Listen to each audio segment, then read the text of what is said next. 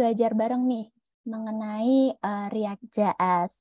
Nah, jadi sebelumnya mungkin teman-teman yang udah join bisa banget buat ikut on cam dan pakai Zoom background supaya kalau di foto bagus dan biar kayak lebih menarik gitu loh. Dan kita bisa saling lihat nih mukanya yang cantik-cantik dan ganteng-ganteng tentu saja. Oke, jadi pada acara pada malam hari ini kita akan membahas secara khusus mengenai programming React.js. Roadmap menjadi front-end developer dengan React.js di tahun 2023. Nah, pada malam hari ini ada speaker kita dari Mas Nizam Sidik.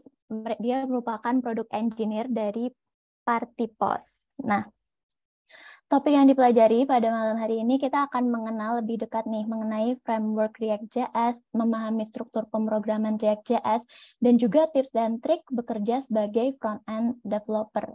Tapi sebelum kita belajar nih lebih lanjut mengenai programming React.js, boleh banget nih teman-teman kenalan dulu dong di room chat nih, asal dan pekerjaan. Misalkan saya, Kania, Yogyakarta. Boleh nih teman-teman yang mau sharing asalnya dari mana atau mungkin profesinya. Kalau aku, Kania, profesinya aku masih mahasiswa sih. Itu yuk teman-teman. Bisa nih di grup chat, aku lihat belum ada nih. Tashi dari Jogja sebagai Bidi. Halo Kak Tashi dari Jogja. Teman-teman mungkin bisa banget nih kalau ada yang mau kenalan-kenalan dulu supaya teman-teman yang lain juga bisa tahu nih lagi belajar sama orang dari mana aja sih. Oke, Mbak Devi dari Jogja dan dari Karawang, Solo. Wah, masih ada yang SMK. Oke, ada yang dari Bandung juga. Wah, dari Papua Barat. Keren banget nih, dari Sabang sampai Merauke ada semua ya kayaknya ini di room ini. Oke banget pokoknya. Oke teman-teman, kita mungkin lanjut aja ya. Lalu enggak deh.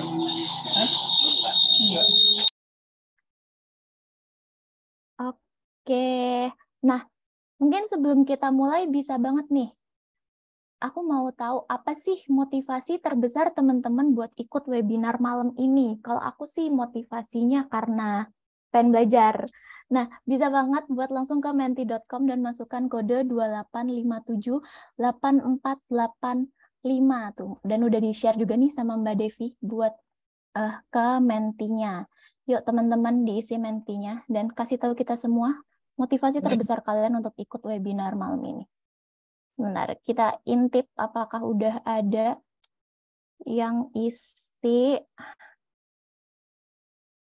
Bentar ya.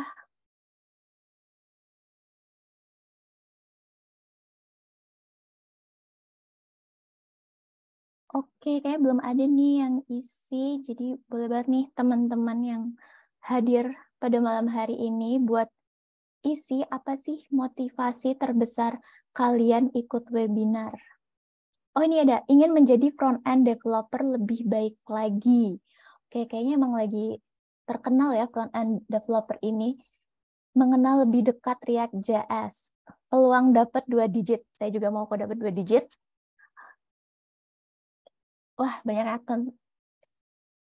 Wah, banyak nih yang isi. Saya sampai bingung mau baca yang mana nih. Pengen tahu React.js, menambah pengetahuan. Mau belajar sama Mas Nizam. Ih, aku juga mau belajar sama Mas Nizam, makanya aku ikut. Menambah ilmu engineering. Aku juga baru tahu kalau ternyata React.js itu 11-12 sama engineering. Tapi oke, thank you so much teman-teman yang udah membantu mengisi di Menti. Mungkin aku bisa lanjut.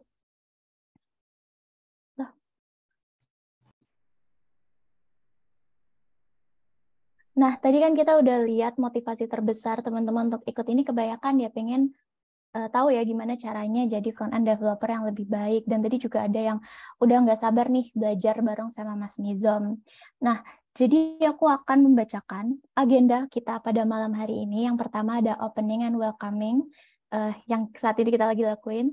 Lalu bakal ada expert program overview, terus nanti bakal kita lanjutin dengan presentation session dari Mas Nizam.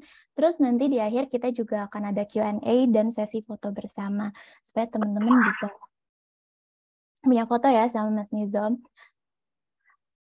Oke, kita masuk ke agenda next adalah Expert Overview. Jadi sebenarnya Expert ini adalah sebuah platform dari Widya EduTech yang berfokus pada pelatihan dan mentoring bagi profesional, perorangan, maupun korporasi untuk meningkatkan skill atau kemampuan di berbagai bidang seperti teknologi informasi, programming, product management, digital marketing, maupun English and Scholarship Bootcamp.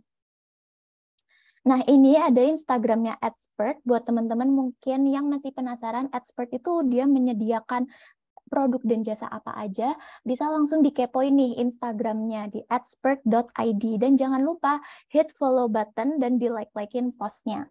Supaya orang-orang yang lebih tahu nih tentang Expert itu apa dan apa aja sih sebenarnya yang ditawarkan dari Expert. Nah, pada malam hari ini kita juga bakal ada Instagram Challenge. Jadi buat teman-teman yang mau bikin Insta Story di Instagram mengenai webinar malam ini, bisa banget nih langsung dijepret aja layar laptopnya dan bikin story. Terus jangan lupa di-tag ke expert.id dan ke Mas Nizam di @nizamsidik. Nah, nanti teman-teman bisa aja nih di-repost sama expert.id, terus bisa sekalian panjat sosial. Nah, kalau misalkan teman-teman prefer buat di LinkedIn, kita juga bisa nih ikut LinkedIn Challenge. Jadi teman-teman bisa share keseruan di webinar ini di LinkedIn. Tapi jangan lupa tambahin hashtag belajar React.js dan hashtag bareng expert.id. Plus jangan lupa juga di tag ke expert.id dan ke Mas Nizam Sidik. Oke, tanpa berlama-lama lagi, mungkin udah bosan melihat aku, kita langsung panggilkan saja Mas Nizam Sidik. Halo Mas Nizam, apakah Mas Nizam ada di sini? Halo, Ya, halo. halo. Halo Mas Nizam, apa kabar nih?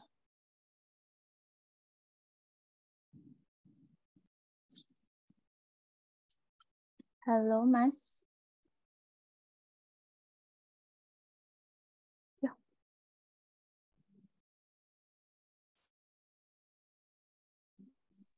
oke, tadi Mas Nizam udah sempat nge-respons ya. Mas Nizam, apakah suara aku terdengar?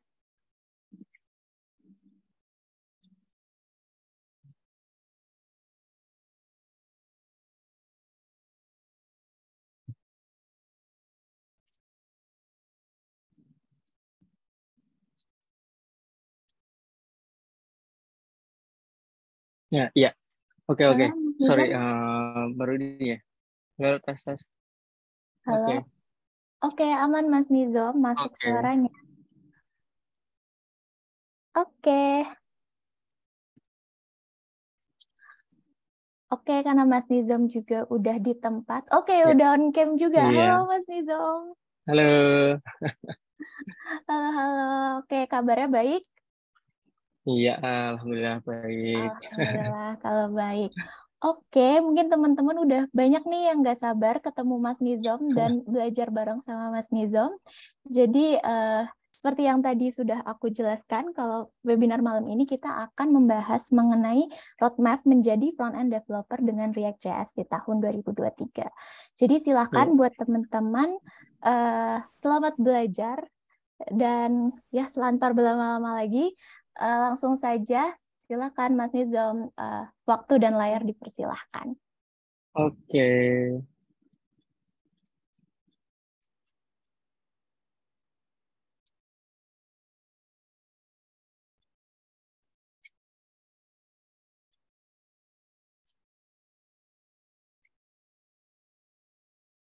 Nah, oke.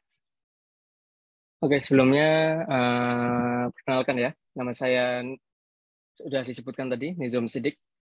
Eh, Posisi sekarang jadi ini sebenarnya produk lebih nyebutnya ke product engineer karena sebenarnya saya waktu di sana adalah full stack, jadi udah front end dan ngerjain back end juga, jadi full untuk kita apa ya, kenapa kenapa bisa disebut product engineer, aku lebih nyebutnya karena kita akan membuat sebuah membuat produk. Apa sih developer itu sebenarnya ngapain sih? Developer kan berarti membuat produk gimana biar produknya bisa dikonsumsi oleh masyarakat. Oke. Di sini saya adalah product engineer di Partipos. Partipos ini sebenarnya ini ya perusahaan untuk yang perusahaan digital untuk influencer marketing. Kalau mau ngecek bisa langsung buka webnya aja nggak apa-apa. Oke, terus lanjut kita akan bahas tentang menjadi front end developer dengan React.js di tahun 2023. Sebenarnya kenapa harus nunggu tahun 2023 kalau Desember ini bisa langsung kita coba belajar, kita mulai belajar untuk menjadi front end. Jadi sehingga besok kita bisa siap untuk menggunakan React.js, lalu kita siap membuat sebuah produk. Tujuan developer adalah bisa membangun sebuah produk. Oke. Sebenarnya saya sempat bingung nih. Kita bikin roadmap tentang front end developer dengan React.js. Jadi kita mau jadi front end developer atau kita bikin roadmap untuk jadi untuk bekerja dengan React.js-nya aja. Oke, tapi kalau dari saya kita akan nyebutnya gimana sih cara bisa menjadi front end developer? Apa sih skill yang sebenarnya paling diperlukan dan apa sih sebenarnya front end developer tuh ngapain? Jadi sebelum misalnya kita nih tadi ada yang mau pengen jadi front end developer, pengen apa tadi pengen 2 digit, pengen tadi tuh mungkin juga ada yang pengen bisa membuat produk sendiri. Ada yang pengen bikin startup sendiri kayak gitu. Oke, tanggung jawab front end sebenarnya pada umumnya sebenarnya adalah membangun developing ya kan, mengembangkan dan membangun dan nge-maintain mengelola user interface. Jadi kita nyebutnya user interface. Yaitu adalah sebuah produk yang langsung bertatap interface kan berarti ini ya apa namanya antar muka yang langsung produk yang antar mukanya itu langsung dilihat oleh user. Ini juga menurutku salah satu enaknya jadi front end ya, karena apa yang kita bikin itu bisa langsung kelihatan di mata, langsung bisa kelihatan sama user. Tapi karena langsung dilihat sama user, biasanya langsung kena komplain juga biasanya, kalau emang ada perlu komplain gitu. Itu salah satu plusnya adalah kita jadi bisa berkarya dan langsung kita bisa berbagi ke orang lain. Oh, ini hasil karyaku, ini hasil karyaku. Tapi juga cepat juga untuk mendapatkan feedback, komplain, apalagi kalau misalnya kita bekerja dengan klien langsung dapat saya pengennya gini ya mirip lah kayak pekerjaan ini ya desainer kan juga bikin interface habis itu langsung sama klien paling di dikasih dikomplainin atau mungkin diminta macam-macam kayak gitu. Tapi kalau di front end sebenarnya ada beberapa perusahaan tuh macam-macam penerapannya. Ada yang dia tuh ada desainernya. Jadi si front end ini cukup mengimplementasi front end-nya. Maka di bawah sini kita ada collaborate with backend developer and biasanya front end adalah web ya. Adalah web desainernya. Yaitu tadi itu dari tim desainer kita berkolaborasi, kita mengimplementasi dari desain menjadi produk yang bisa nggak cuma dilihat sama user, tapi bisa dipakai kayak gitu.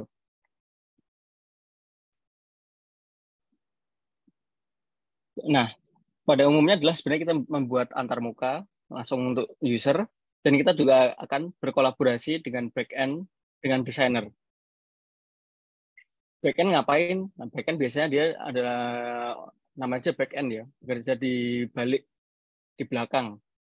Itu sebenarnya dia adalah ngasih data. Biasanya data yang akan digunakan oleh orang front end untuk ditampilkan. Selain ditampilkan, kita juga bisa mendapatkan sebuah data dari user, lalu kita bisa kirim balik ke backend biar diolah datanya oleh dari tim backend. Dari desain, ada desainer. Ini salah satu menurutku salah satu untungnya, salah satu benefitnya kalau kita punya tim dedicated designer adalah dari tim front end ini gini ya, pertama desainer ini bisa memberikan gambaran secara langsung. Baru dari tim front end, dari nanti kita sebagai front end, kita bisa kita bisa mendapatkan final desainnya dulu, baru kita implementasi. Biar untuk mengurangi tadi itu yang disebut, Mas minta ganti ini dong, ganti ini dong, ganti ini dong. Jadi pergantian itu diusahakan ada di desainer dulu sebelum kita implementasi menjadi sebuah produk. Tapi ada kalanya juga kita nggak ngomong cuma desainer, kita aja ngomong research juga. Biasanya kalau desainer itu kan ada UI UX research gitu kan. Kita bisa juga, kita harus membantu desainer untuk melakukan research untuk, jadi itu misalnya kita desainernya sempat perlu data nih, tampilan mana yang menurutnya cocok atau bisa mengundang user untuk ngeklik tombol beli gitu, misalnya ada e-commerce atau jual beli gitu, gimana cara yang ngundang itu. Maka karena kita perlu research, maka kita sebutnya A/B testing. Nah, di sini sebagai front end kita juga harus berkolaborasi. Nggak cuman hey desainer mana desainnya, nggak ada desain nggak kerja, nggak gitu. Kita collaborate dengan backend juga. Masa nunggu backend mana datanya belum jadi, terus kita harus nunggu dulu? Enggak, kita bisa collaborate, kita bisa berjanjian dulu, datanya nanti kayak gini, kita kayak bikin sebuah kontrak perjanjian backendnya gimana. Maka namanya aja bekerja ya, bekerja itu apalagi bukan cuman sebagai front end developer ada sebuah role dalam sebuah tim, maka pasti dia punya tugas, pasti dia juga berkolaborasi dengan timnya. Kayak kita main game lah ya, ada role front end, kalau di game kan ada role macam-macam, itu apa itu namanya, jungle atau apa itu kalau yang main. Oke, coba kita lanjut. Nah, terus skill atau tools yang perlu dikuasai itu apa aja sih untuk bisa menjadi front end? Di sini aku lumayan agak bagi ya. Paling wajib utama adalah harus paham HTML dan CSS. Karena kita akan bekerja di dunia web, tapi sebenarnya kalau front end sekarang itu sempat ngetrennya ini ya, nggak cuma di web akhirnya. Kita juga front end itu juga akhirnya juga ngerjain ini mobile, tapi yang berbasisnya adalah hybrid. Kayak kita menggunakan biasanya React Native atau Flutter. Jadi bukan yang kalau kita tahu kan untuk bikin aplikasi Apple, untuk aplikasi iPhone kita perlu belajar apa Swift, Xcode atau si Objective C gitu. Kalau buat Android kita harus belajar Java atau belajar Kotlin kayak gitu. Nah, karena di dunia mobile itu juga ada beberapa framework untuk hybrid, yang mana sebenarnya cara apa ya, cara penulisannya nanti akan menyesuaikan frameworknya. Nah, biasanya dengan kalau kita bisa menguasai React.js,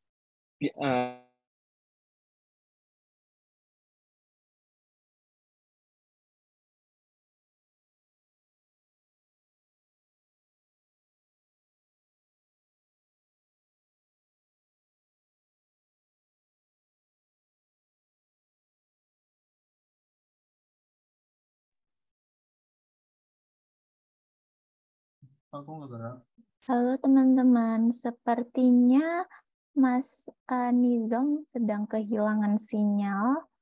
Jadi mungkin kita bisa tunggu terlebih dahulu ya Kak. Oke, Ya, mohon bersabar ya teman-teman, ini ujian.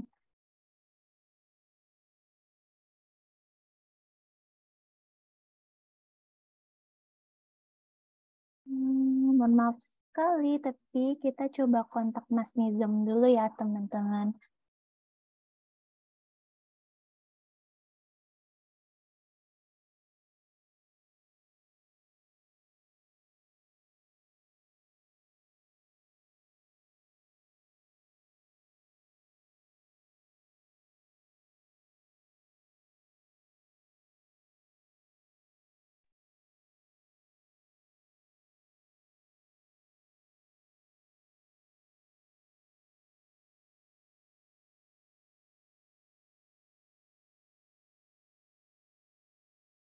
Mungkin buat teman-teman sambil menunggu Mas Nizam buat join kembali, bisa banget kalau ada yang mau toilet break buat 5 atau 10 menit, it's totally fine. Kita sambil kita coba connect ke Mas Nizamnya lagi.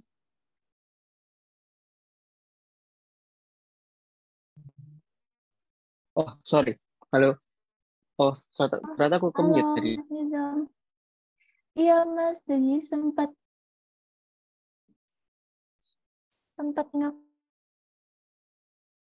Nge-freeze ya. Oke, sorry. iya, tak apa-apa. Tadi kalau Oke. tidak salah sampai penjelasan tools di bagian JavaScript. Oke. Ini ya, kenapa mulai sekarang harus kita untuk front end kita harus benar-benar paham JavaScript, karena banyak banyak platform sekarang apa-apa menggunakan JavaScript. Bahkan di mobile kita bisa menggunakan JavaScript, bahkan di aplikasi desktop kita bisa menggunakan JavaScript. Dan ini juga jadi bakal jadi dasarnya untuk kita belajar React.js. Ini juga jadi dasarnya untuk banyak untuk di front end. Paling utama ada ini HTML, CSS, dan JavaScript. Kita harus paham dulu HTML, kita harus paham gimana caranya styling, gimana caranya kita bikin layout dengan HTML, lalu kita bisa membuat warna, bahkan sampai kita bikin transition, animasi dengan CSS, cukup dengan CSS, itu juga bisa. Biasanya kalau dulu aku sempat belajar HTML, CSS, dan Mohon maaf, JavaScript itu, Mas Nizam, sebelumnya, mohon maaf memotong, tapi share screen-nya belum nyala. oh, sorry. Ya, Oh, mati apa-apa. semua berarti. Ya, mungkin Oke. bisa dicoba untuk share screen lagi aja. Ya. Oke. Oke, sudah aman. Thank you, Mas Nizam. Oke. Tadi ya, dari HTML, CSS, JavaScript ini jadi dasarnya kita. Lalu skill selanjutnya adalah kita harus belajar tentang Git, karena kita akan menjadi sebuah front end, menjadi salah satu role dalam sebuah tim developer. Ya, kita harus bisa berkolaborasi. Git ini sering hampir semua developer, entah front end atau macam-macam, ini udah salah satu skill wajib, tools wajib yang perlu dikuasai untuk menjadi developer.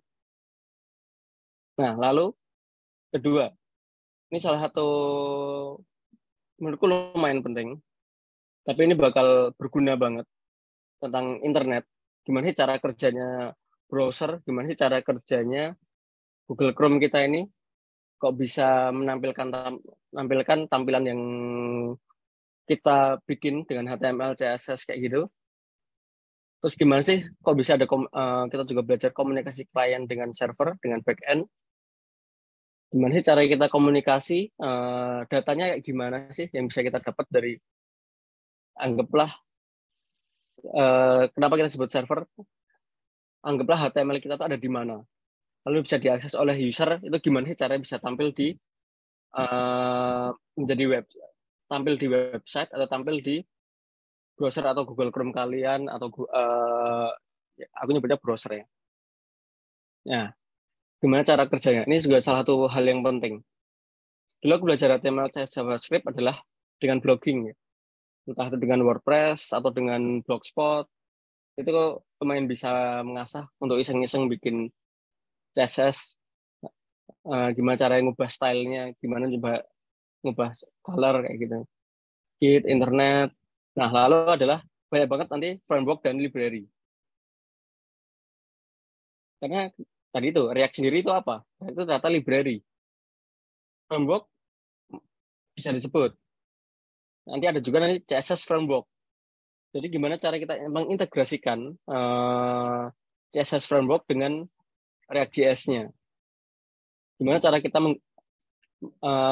mengolah sebuah tampilan dengan tadi itu. Mungkin kita JavaScript, aduh kosongan banget, codingnya banyak. Untuk bikin manipulasi, anggaplah kita mau menampilkan sebuah data dari server ke klien, kayak JavaScript, lumayan bingung. Nah, nanti juga kita ada library juga, ada framework, macam-macam. Nah, terus kenapa sih React.js ini hot banget? Kenapa sih React.js ini apa ya?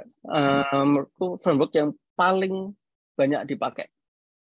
Bahkan di sini di statistik dari Jamstack ini lebih dari 70% itu dipakai di hampir banyak project. Ya lebih dari 70% dipakai. Banyak banget.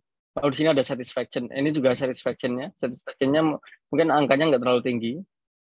Biasalah, banyak pengguna, nanti juga banyak yang ini juga. Mungkin ada yang belum terlalu paham terus bingung. Tapi nanti ada salah satu yang satisfactionnya tinggi. Nanti kita belajar nggak cuma JavaScript, tapi kita juga akan belajar menggunakan TypeScript, yaitu JavaScript yang udah kayak Java, yang strict tipe datanya dan macam-macam itu. Ini juga menurutku itu nanti bakal penting banget buat kita menjadi front-end developer untuk integrasi, untuk berkolaborasi dengan timnya. TypeScript nanti bakal penting banget. Oke, di sini kita juga mau ini ya, mau bahas tentang isi-isi dari React.js. Nanti di sini aku bakal ini sih, aku bakal live coding aja untuk menjelaskan apa sih guna-gunanya ini semua, CSS, komponen, props, method, kayak gitu.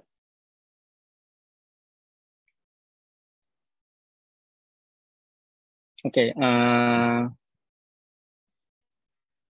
di sini di React.js, setelah kita paham tadi itu ya, setelah kita paham HTML, JavaScript, nanti kita akan bermain ada namanya JSX, yaitu HTML, tapi HTML-nya ada di dalam codingan JavaScript. Kadang kita kayak gini, cara bikin sebuah elemen. Oke, ini udah jelas ya, kalau ini tuh HTML. Nah, HTML ini bisa dimasukkan ke dalam sebuah variabel. Jadi kalau udah paham JavaScript, satu hal yang penting makanya kita bisa menaruh, kita bisa mengassign sebuah variabel, sebuah tag HTML ke dalam sebuah variabel, dan di mana nanti ini juga akan bisa dipakai. Di sini juga kita kalau misalnya ada data dengan JavaScript, kita ada data kayak gini, misalnya kita punya variabel user dengan tipe objek, lalu dia punya propertinya, ada name, ada avatar gitu. Gimana cara menggunakan ini kalau buat nampilin dengan React, kita akan menggunakannya bukan tanda petik terus langsung ininya. Ini kita juga bisa menaruh variabel langsung ke bentuk HTML-nya. Ini cara kita manggil user.name, user.avatar, kayak gitu. Sini juga ada looping dan kondisional. Kondisional itu kita nyebutnya if else ya, percabangan. Contoh kita punya banyak user misalnya, ini cuma 2 sih. Oke. Tapi 2 bisa dapat banyak. Oke. Kita punya 2 user, lalu kita mau, karena React.js adalah JavaScript, benar-benar kita harus paham JavaScript-nya dulu. Maka kita nanti akan tahu gunanya .map. Map ini salah satu fungsi dalam JavaScript, fungsi di dalam ini ya, array. Karena kan ini array, users ini adalah array. Lalu kita bisa nge-mapping atau kita bisa melakukan looping dari sebuah variable users, kita looping cukup dengan cara kayak gini aja. Maka yang aku lebih nyebutnya kalau React itu adalah HTML in JS. Kita naruh HTML ke dalam JavaScript. Jadi kalau kita belajar ini framework lain, kayak mungkin Vue.js kayak gitu, paling kalau kita cuman kita belum familiar dengan JavaScript, Vue.js akan kelihatan lebih mudah karena di situ JS yang dimasukkan ke dalam HTML. Jadi codingannya kita kayak HTML aja gitu. Kalau di sini dibalik, HTML-nya itu akan dimasukkan ke dalam JavaScript. Makanya salah satu hal penting untuk belajar React.js adalah belajar JavaScript-nya. Lalu di sini juga ada loop and conditional ya. Sini aku ada conditional. Jadi kalau di bahasa pemrograman itu ada namanya ternary operator. Datanya lalu titik dua gitu. Misalnya di sini tipe datanya boolean, true atau false. Jadi jika user adalah sudah verified, maka kita akan tampilkan ini di verified. Kalau kalau enggak, maka kita enggak tampilkan apa-apa, nol, data kosong. Kayak gitu.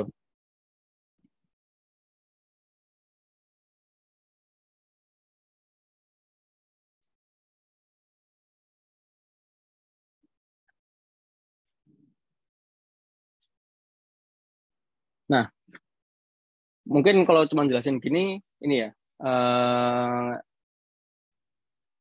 bosen. Aku mau langsung praktek aja. Gimana gimana sih kita bermain React.js? Oke, mungkin sambil nunggu aku nyiapin, boleh kita istirahat bentar untuk 2 menit mungkin.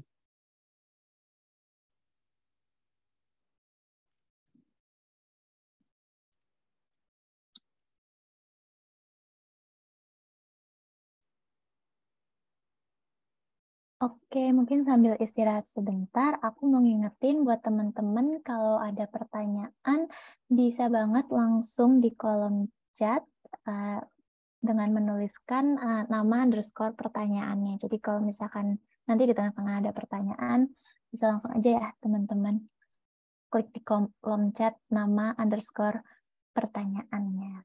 Itu.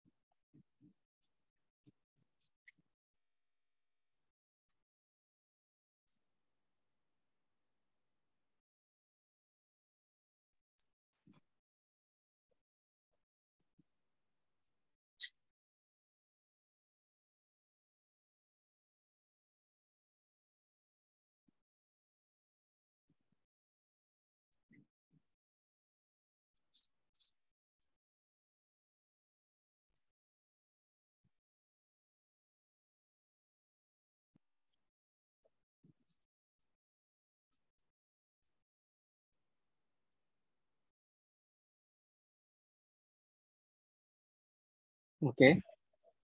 Uh,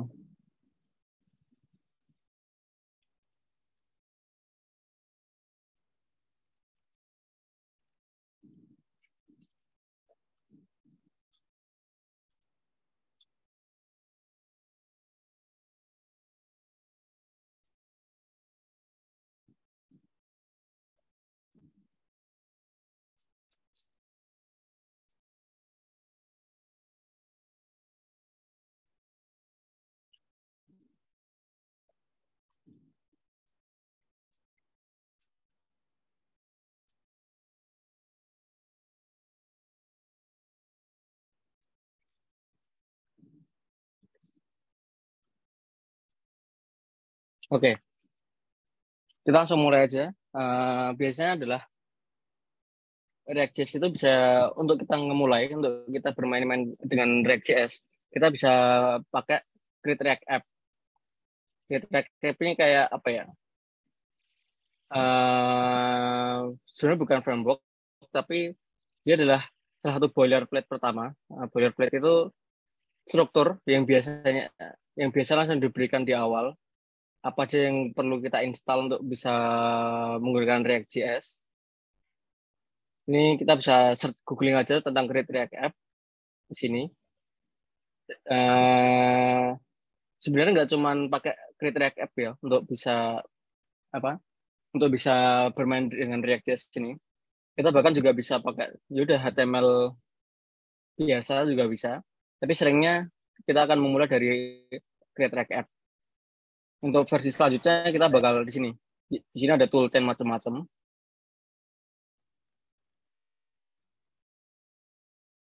Ada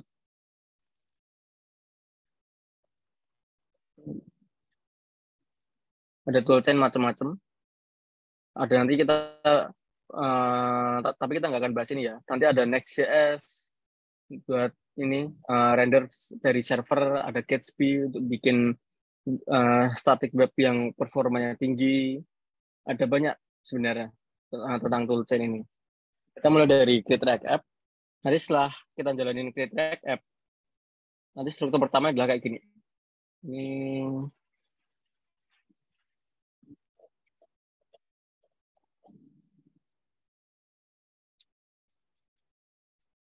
ya, strukturnya adalah kayak gini. Di sini nanti bakal ada src buat kita naruh codingan React.js-nya. Lalu kita juga butuh terminal. Oh ya, karena ini dengan tadi npm ya, npx create React App atau apa, satu requirement-nya adalah kita punya Node.js. Kita harus install Node.js, usahakan yang terbaru, yang disupport aja. Lalu tadi ada perintah ini ya, npm run start. Untuk cara jalaninnya. Nah, by default dia akan langsung jalanin kayak gini tampilannya. Ini adalah sebuah web Create React App yang langsung muncul ketika kita start, di mana kodenya sebenarnya kayak gini. Kodenya adalah kayak gini. Nah, sini ada div app, ada img, ada apa ini logo, ya kan? Logo ini dia adalah ngimport logo from logo.svg. Logo.svg itu adalah ini. Nah, kalian bisa lihat SVG-nya kayak gini. Lalu kalian juga bisa lihat di sini udah kayak HTML biasa gitu. Bedanya apa? Di sini ada class name. Class name ini sebenarnya sama aja kelas. Kalau kita menggunakan kelas, misalnya misalnya kita kelas apa biasanya? Kalau di Bootstrap kan ada container, misalnya card, gitu. Nah, kalau di sini karena kita dalam JavaScript, kita nggak bisa nih menggunakan kelas. Kenapa? Karena kelas ini kalau di bahasa pemrograman, kelas ini udah dipakai untuk object oriented programming. Karena udah dipakai, makanya JSX dari React.js ini kita ubah menjadi class name. Ini ada lagi selain class name, nanti ada ini apa namanya for, nanti akan jadi HTML4. Tapi kita langsung paham kok dengan nama class name. Oh berarti ini kelas kayak gitu. Ini ada CSS-nya, nanti juga dipanggil. Ini index.js yang pertama kali muncul. Oke, langsung aja kita coba edit sesuatu ya. Misalnya nih, aku punya variabel. Ini ya. Oh ya, di sini biasanya kalau aku sendiri menggunakan konstanta untuk pembuatan variabel. Const variabel apa? Misalnya kita heading atau const title. Welcome to expert. Lalu kita bisa menggunakan title-nya, lalu kita tampilkan di sini misalnya. Nah, cukup kayak gini aja. Kita save. Biasanya dengan ada Create React App, nanti tampilan kita tadi yang ada di browser, itu udah langsung menyesuaikan. cukup di save dia langsung udah berganti. Itu salah satu kegunaannya kalau kita pakai ini ya framework. Kalau file-file lain tuh ada apa aja? Oh, ini jelas CSS, JS, ini ada tes. Nah, jadi untuk menjadi front developer juga ini salah satunya. Ini biar di level yang lebih advance lagi, kita akan bikin test case, bikin automated testing. Contohnya kalau di sini adalah ini ya. Ini cuma untuk ngetes, untuk memastikan bahwa web ketika kita ini ngerender komponen. Jadi ini bisa disebut sebuah komponen fungsional.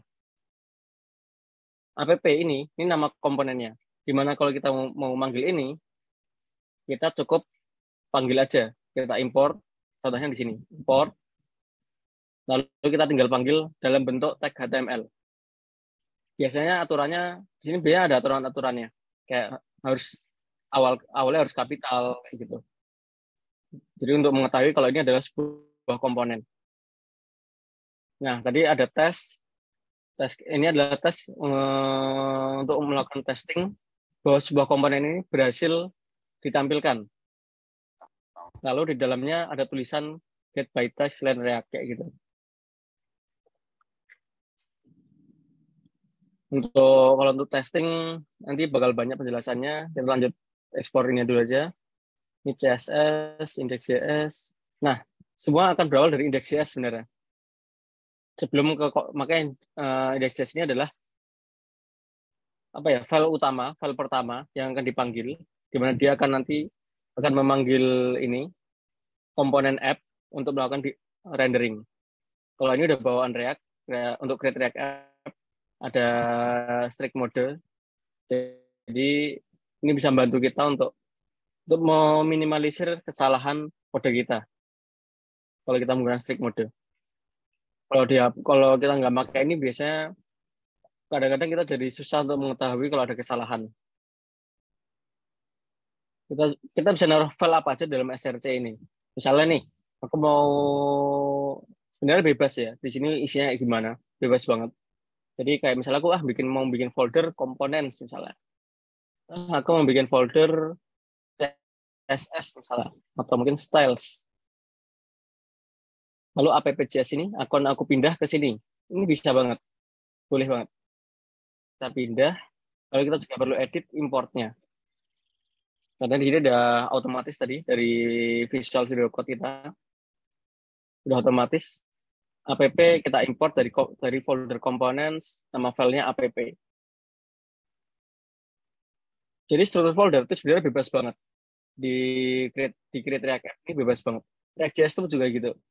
Hampir semua framework sebenarnya lebih banyak ke JavaScript sih.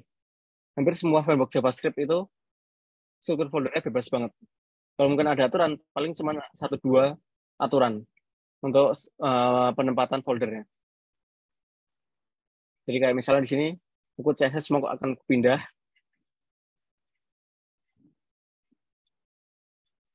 Jadi komponen udah masuk sini. Ini bawaan yang buat dia jalanin testing. Jadi kita bisa jalanin testing ya. Kayak di sini ada jalanin testing.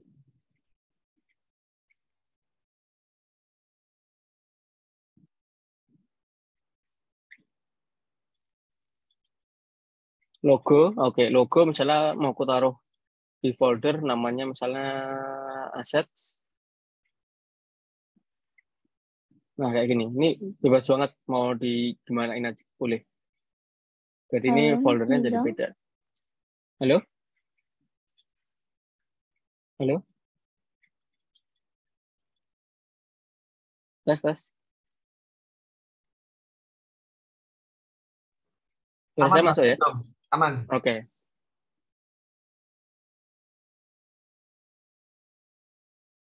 Nah, misalnya ada CSS, aku taruh aja di styles. Styles, apa tadi, app.css. Ini masuk di folder assets.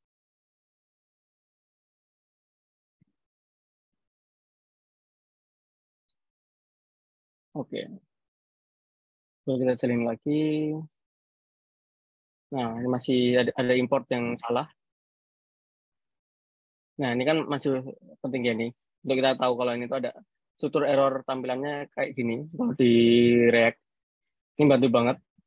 Ini ada error di file index.js, src index.js di baris ke-6. Kita lihat baris ke-6, oh, nggak ada apa-apa.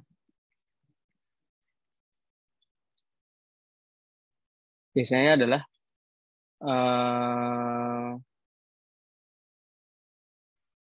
ini karena ada kesalahan import. Kayak contohnya nih index CSS nggak ada di sini. Oke.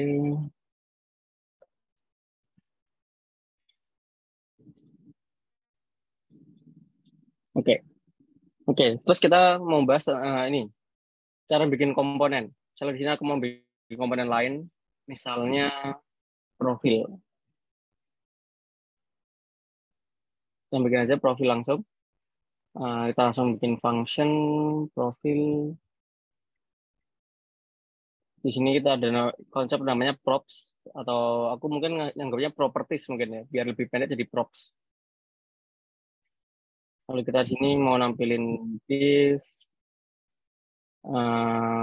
misalnya langsung gini aja, div nama, ini kita mau panggil props.user, div, kita mau bikin misalnya age. Nah, misalnya kayak gini. Kalau kita, ini pemahaman tentang JavaScript banget. Jadi setelah bikin komponen, biasanya kita export nama ininya, nama komponennya. Lalu kita bisa manggil di sini. Oke, misalnya contohnya di sini aku mau hapus semua deh. Lalu aku mau manggil ini ya, aku mau memanggil komponen profilnya. Maka yang perlu dilakukan adalah kita melakukan import profil from, karena satu folder, maka kita bisa langsung titik slash profil. Nah, di sini kita kayak tadi profil.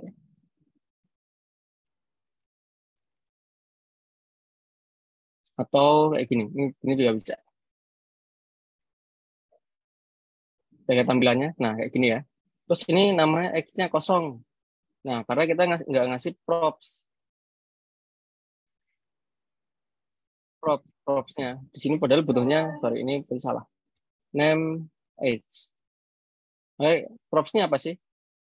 Properti atau atribut. Kalau di HTML kita ngebutnya atribut kan. Kayak class name itu kan atribut. Nah, di sini kita juga bisa. Karena kita namanya name sama age, kita bisa nih pakai name, misalnya di sini John, di sini age, kita pakai integer aja, misalnya 20. Nah, itu coba kita save. Nah, muncul ini kayak gini. Nah, terus kalau kita mau nampilin sesuatu di sini gimana? Nah, misalnya di sini kita mau nampilin dia ngomong apa sih gitu ya. Kalau kayak gini, ini nggak akan tampil. Kenapa? Karena kita akan nganggap semua yang berada di dalam tag antara profil sama ini, pembuka dan penutup ini, akan kita sebut sebagai props.children. Ini salah satu trik juga untuk di React.js, kita bisa langsung destruktur, langsung kita ubah dari name, age. Jadi di sini kita nggak usah pakai props lagi gitu, nggak usah. Kita langsung bisa definisiin props kita. Ini salah satu trik yang menurutku penting banget. Karena kita langsung tahu ya, komponen ini butuhnya apa, butuhnya data apa, langsung tahu. Nah, jadi tadi aku menampilkan lagi, misalnya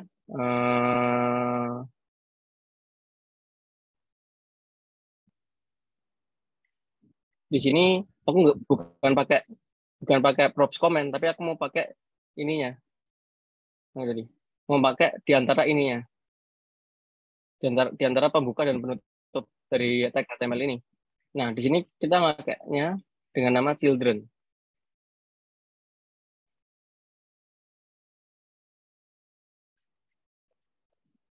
Kayak gini.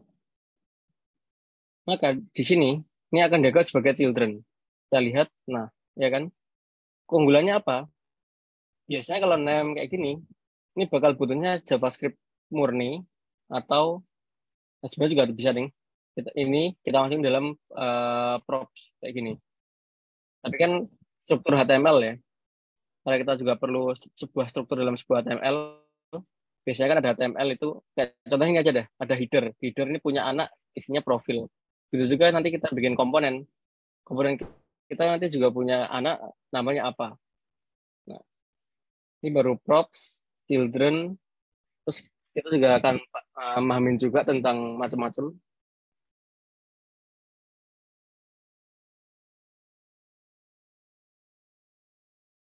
tentang state. Jadi kalau kita tadi ngomongin ini ya, ada komponen dan props, ada method, ada hooks. Oke, ntar ada state, method, Mas Tizom, contoh metode deh. Halo? untuk codingannya bisa di zoom ya Mas, VS Code-nya ini? Oh, oke. Bisa, bisa. Sini cukup? Oke. Oke. Lebih Oke, oke, cukup Mas. ya? Lebih oke ya? Sorry. Ya. Gimana cara bikin sebuah event, metode, atau kita bisa bikin perintah? Oke, contohnya gini deh.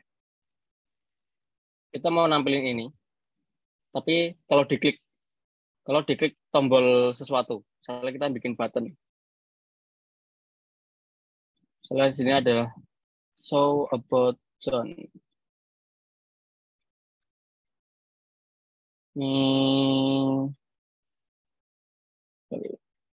Nah, misalnya ini diklik, ini baru muncul. Berarti kan langsung muncul sekarang ya. Jadi ini dibikin kondisi. Maka kita nanti akan, sebelum method kita memang harus belajar state dulu. Show about misalnya. Nah, sini kita akan pahami tentang state. State ini artinya state apa ya? Status. State. Kondisi. Jadi kondisinya ini apa? Mungkin kita akan bikin sebuah kondisi dengan awalan false, sebuah kondisi variabel yang bernilai false. Kita bikin tipe boolean. Dan lupa untuk import useState from React. Lalu di sini, nah di sini kita bisa taruh on click. Jadi ini untuk membuat sebuah button ini punya metode, punya fungsi ketika dia diklik. Nah di sini juga harus biasain juga dengan JavaScript kita bisa bikin fungsi show about John misalnya gitu. Set show about. Nah di sini ada variabelnya. Jadi show about ini nilainya akan false. Lalu di sini ada setternya. Biasanya formatnya adalah show about, lalu set nama ininya. Ini gunanya untuk setter. Untuk kalau kita mau perlu mengubah nilai ini. Contoh misal dari false akan kubah jadi true. Kayak gini. Set show about. Jadi kalau fungsi ini dipanggil, kita akan set show about-nya jadi true. Maka biar ini jadi true. Oke, kita taruh aja. Ini nama fungsinya show about John. Kita taruh aja di sini. Show about John. Lalu di sini kita akan bikin kondisional ya tadi. Kita akan bikin kondisional. Jika show about-nya true, seperti gini, maka tampilan ini. Kalau enggak, aku enggak nampilin apa-apa misalnya. Kayak gini. Kita coba. Nah, sorry ini komennya. Ini kita jadinya bot aja deh.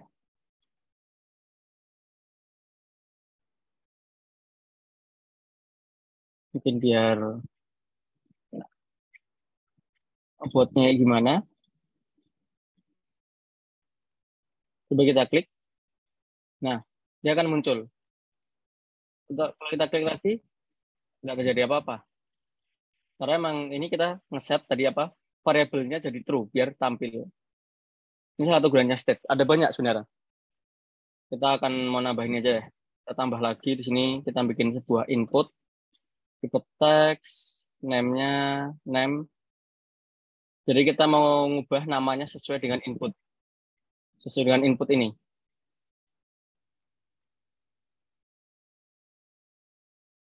Jadi kalau di sini aku ketik export, maka di sini namanya jadi export.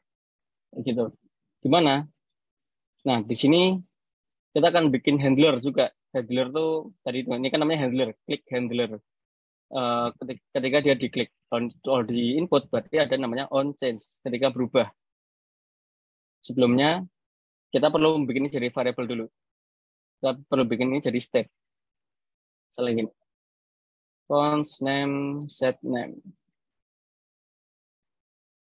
Awalnya mungkin kosong atau mungkin ini gunanya adalah set awalnya.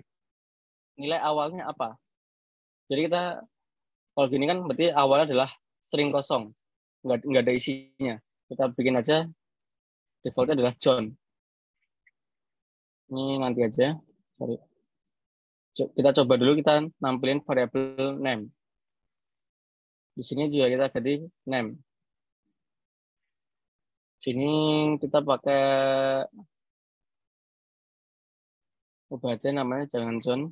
So about him. Show about profile. Sorry. Show about user aja. Show about name. Ini kita ubah jadi variable juga, jadi name. Kita belum pakai ini ya. Nah, kayak tetap jalan John-nya. Kalau kita ubah jadi gimana? Misalnya kita ubah ini. Nah, dia udah sesuai dengan variabel, udah menggunakan variabel. Ya, di sini kita bikin on change kalau ada perubahan. Nah, ini salah satu sifatnya JavaScript ya. Ketika sebuah input berubah, dia akan mempunyai event. Atau kita bikin sini aja, function change name. Nah, Dia akan punya ya. namanya event. Lalu kita set name a.target.value.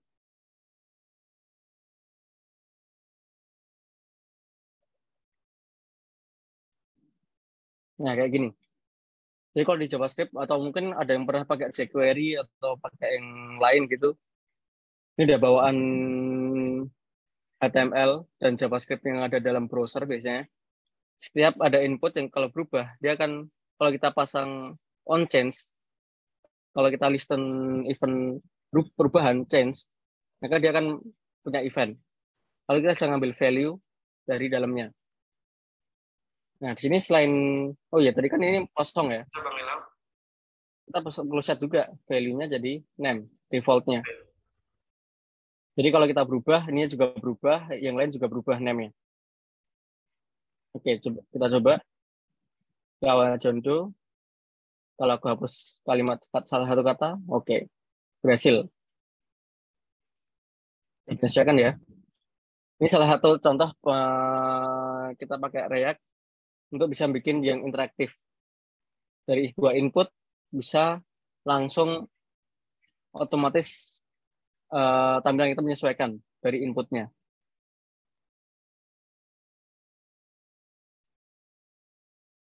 Nah, semuanya ikut berubah ya.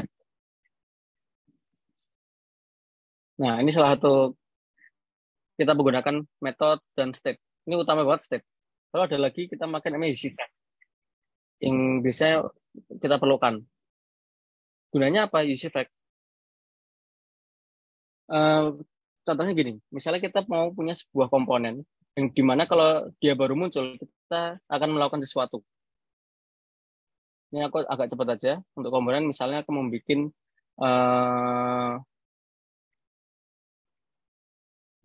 ini bikin komponen about. Kita juga bisa gini, export default function about. Mungkin gini aja, di sini ratingnya children. Atau sini kita nggak pakai prop tuh. Teks aja. Rating. Soalnya di sini aku mau bikin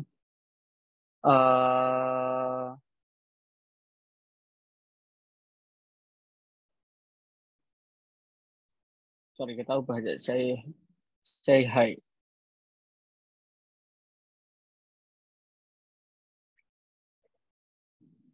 Jadi aku mau bikin, kalau kita klik ini, nanti ada muncul say hi, muncul hi kayak gini. Tapi setelah berapa detik kita bisa set dia jadi langsung hilang. Nah, artinya apa? Berarti kita perlu pertama jelas kita perlu ngaruh say hi dalam sini dulu. Tadi sobot terus.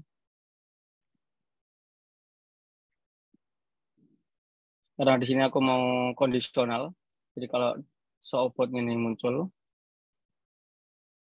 maka muncul say hi. Kayak gini. Tapi dia nggak ngilang nih. Udah lama. Nah, kita bisa menambahkan fungsionalitas ketika CH ini muncul di tampilan. Kayak contohnya di sini, aku mau bikin dia ini apa ya, hilang setelah 5 detik. Jadi aku mau ngasih fungsionalitas setelah 5 detik. 5 detik berarti 5.000 second. Ini juga harus familiar. Ini salah satu fungsi punya JavaScript ya, set timeout. Misalnya di sini aku mau hanya ini hilang. Nah, berarti di sini aku perlu ada variabel so perlu nampilin atau enggak dengan nilai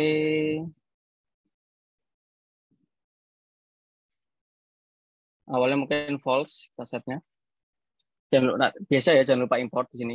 Biasanya kalau IDE kalian udah support ini kok bisa otomatis import. Nah, setelah 5 detik aku bikin set show-nya, nilai awalnya true, jadi langsung muncul if show return hi. Kalau enggak ngambilin apa-apa. Nih, kayak gini juga bisa untuk bikin kondisi. Karena intinya ini adalah JavaScript. Kita mau nampilin apa, bebas. Setelah 5 detik, kita akan set show jadi false.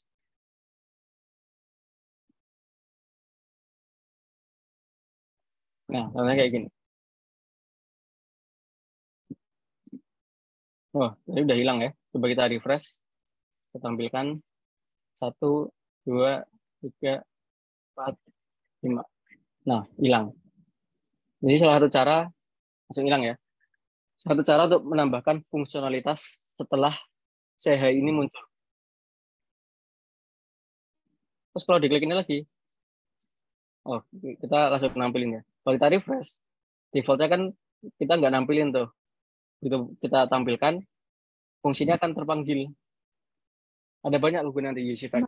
Selain ini juga, oh ya. Izin mengingatkan, oke. Untuk waktunya 5 menit lagi ya, Mas. Oke. Oke, satu lagi gunaan use effect adalah, contohnya ini. Kita mau ini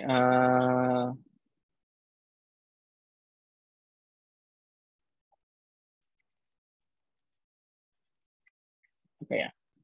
Kita mau dengerin perubahan. Misalnya jika kita ini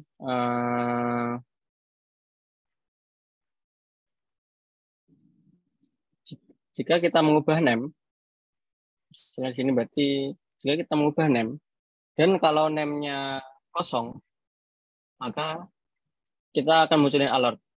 Jadi kayak if name-nya kosong, maka kita akan memanggil sebuah alert. Contohnya ini, name cannot be empty. Nah, di sini perlu kita masukin variabel yang kita sebenarnya bukan variabel tapi state yang kita pakai. Contohnya di sini adalah name. Name karena ini adalah state, maka dia wajib dimasukin dalam array-nya ini. Artinya adalah fungsi ini bergantung dengan state name. Jadi setiap name berubah, fungsi ini akan terpanggil. Karena fungsi ini tadi ya bergantung, ini jadi dependensi, bergantung dengan state name. Ketika name berubah, fungsinya akan selalu terpanggil. Kita coba. Ini belum kosong. Itu kosong. Nah, name cannot be empty. Kita isi lagi, kita kosongin lagi, muncul lagi. Ini bakal banyak berguna juga ketika kita misalnya pengen tahu nih, isinya name ini apa sih? Kita masukin di dalam konsolog misalnya, untuk kita mau debugging. Name isinya adalah name. Oke, kita lihat inspect, kita lihat lognya ya di sini. Karena kita ada konsolog. Pada perubahan, nah, dia akan muncul di lognya. Ini salah satu UC-Flag state itu yang paling perlu kita pahamin. Selanjutnya, ini ada advance, ada ref, memo, callback. Ini sebenarnya aku lebih nganggapnya opsional, tapi bakal jadi penting kalau kita ingin mengoptimasi, ingin melakukan optimasi komponen-komponen kita yang ada di React.js ini. Karena memo, dari kata memo aja, ini sebenarnya dari kata memoize. Ingat, dari kata memo kan ingat ya, kayak memorize atau apa, mengingat. Jadi gunanya adalah sebuah data yang bisa disimpan di dalam memori kita, bukan memori orang, memori komputer kita. Jadi nanti ketika dipanggil, dia cukup pakai dari dalam memorinya aja.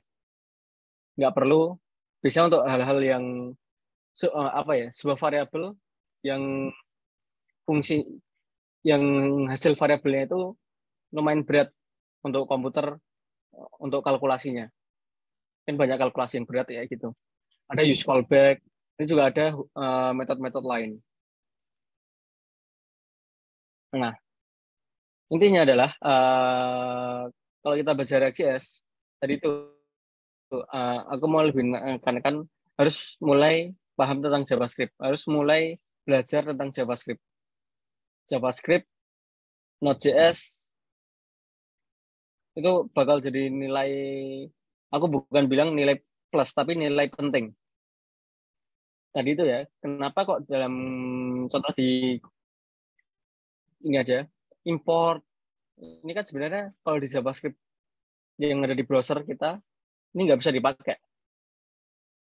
Kalau kita pakai di sini, import from,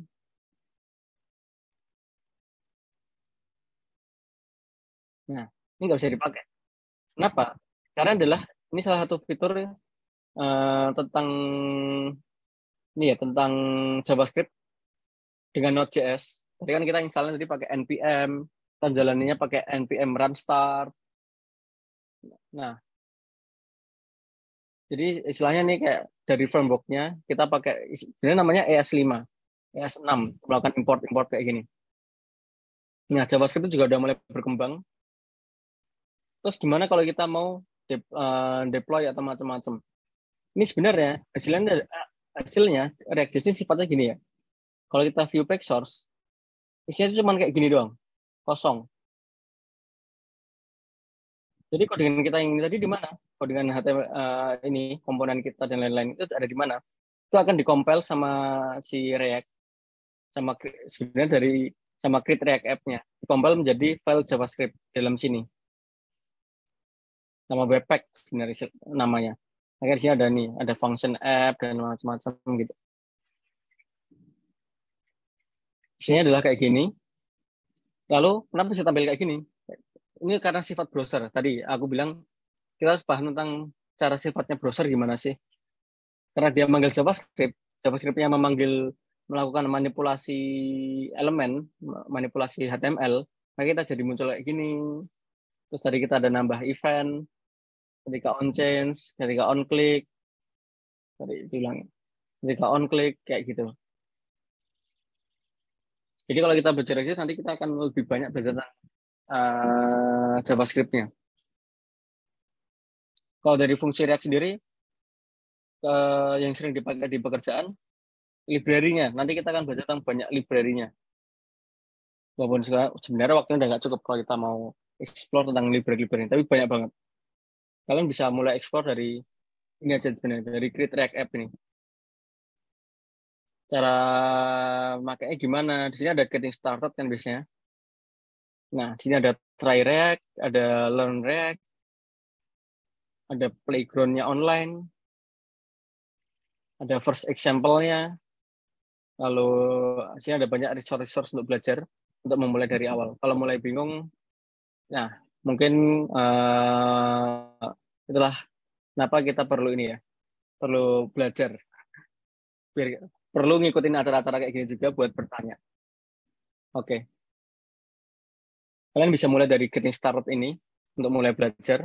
Lalu kalau mulai bingung bisa ya kenapa ada expert, itulah kenapa expert ini kayaknya bakal mewadahi kalian untuk yang perlu belajar lebih lanjut tentang React.js-nya.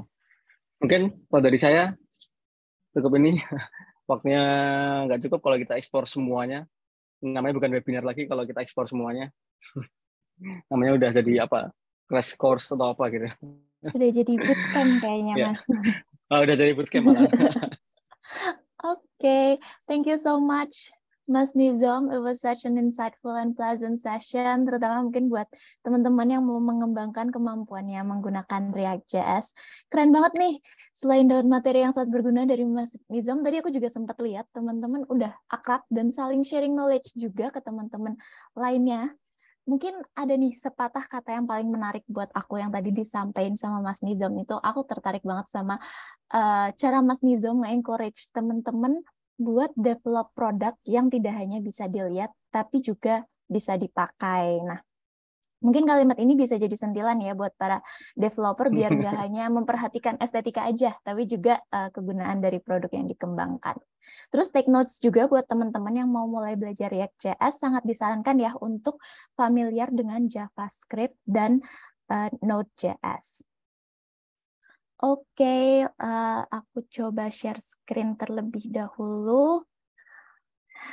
Nah, oke, jadi buat teman-teman yang mungkin mau bertanya ke Mas Nizam, sehabis ini kita akan ada sesi dari expert, lalu akan ada Q&A session. Bisa banget buat langsung drop pertanyaan di kolom chat dengan format nama _ pertanyaan. Jadi harus dengan format ini ya teman-teman, nama _ pertanyaan. Nah, tadi mungkin teman-teman udah ngelihat ya, mengenai bagaimana sih penggunaan React.js dan roadmap juga framework dari React.js dari Mas Nizam Siddiq. Nah, tadi masih banyak banget pertanyaan-pertanyaan yang sepertinya belum terjawab nih. Nah, untuk itu, melihat demand dari React.js ini super tinggi dan juga antusias teman-teman mengenai React.js, Expert ini sekarang menyajikan intensif bootcamp programming React.js. Kita akan membahas gimana sih menjadi front-end developer dengan React.js. Nah, untuk bootcamp ini kita akan adakan setiap Selasa dan Kamis pukul 7:30 sampai jam 9 dan ini live di Zoom meeting, jadi pastinya nggak akan mengganggu aktivitas teman-teman. Dan ini tuh akan ada 8 sesi intensif dalam 1 bulan. Nah, untuk daftar bootcamp-nya bisa nih langsung ke rebrand.ly/bootcamp/React.js. Fasilitasnya ada apa aja? Di bootcamp ini kita bakal dapat sertifikat resmi dari Expert, grup mentoring dan networking, professional branding, dan juga portofolio. Nah, untuk pelaksanaan kelasnya ini akan dimulai tanggal 5 Januari 2023. Jadi jangan sampai ketinggalan ya teman-teman.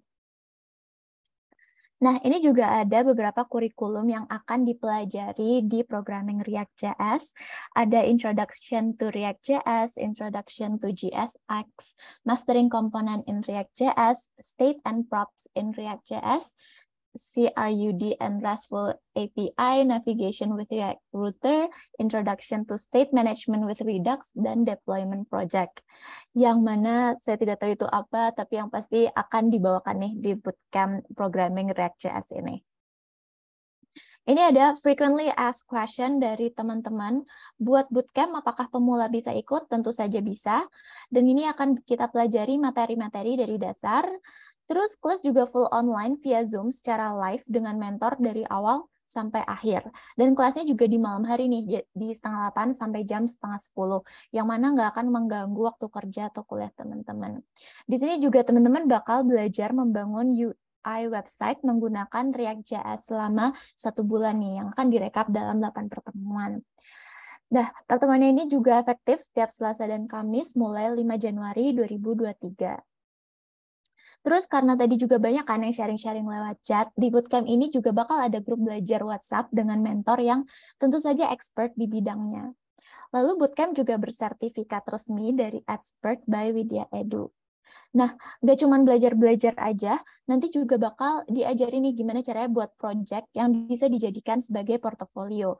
Di mana portofolio ini bisa nambah nilai plus jika teman-teman mau melamar di perusahaan impian.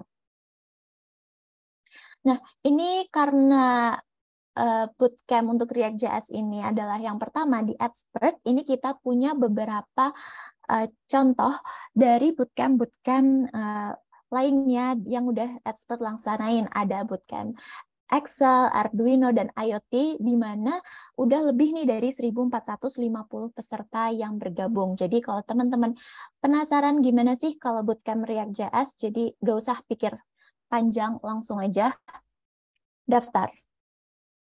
Nah, khusus peserta webinar malam ini banget, ada diskon 100.000 dengan cat React.js ke CRM Expert atau admin WA Group. Nah, ini bisa banget nih langsung chat React.js, nggak usah kayak permisi Kak, selamat malam, mau React.js, nggak usah kayak gitu, cuma cukup React.js aja, langsung dapat potongan 100.000 untuk bootcamp React.js. Harga bootcamp React.js-nya berapa? Bisa juga langsung tanya ke admin CRM Expert-nya.